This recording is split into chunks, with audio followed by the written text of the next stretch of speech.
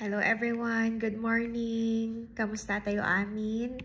I would like to share a very short and brief testimony about how God is so good, how God is so amazing, how God bless us in so many ways.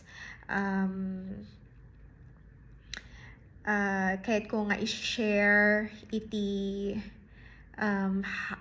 kasano nga in grant ni Apo iti prayers me unexpectedly.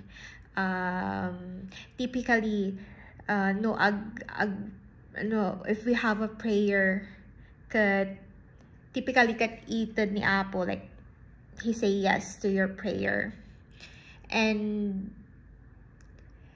sometimes it's a no for him, which means nga not all the time haan nga amin nga prayers tayo kat ited ti Apo. Pero when he says no, there's a backup. He has a backup plan. Like for example, ato yung nga prayer mi kanila kay ko.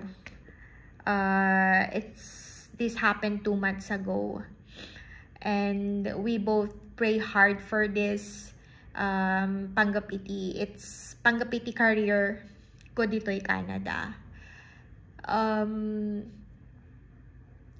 Pero by this time, haan na nga inted, it's a no.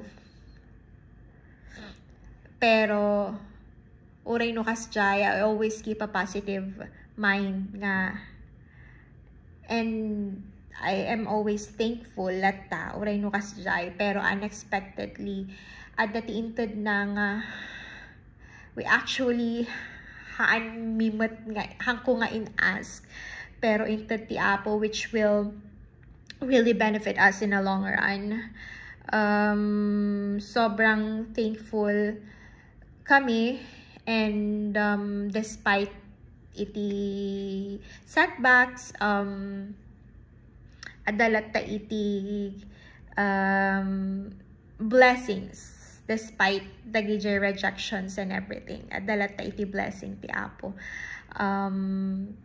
Kasi every time nga ada ikararag mi, and nuhan man nga ito ti Apo, we always always grateful uray pay no kasjay. And I always believe in a saying, beautiful things happen in His perfect time.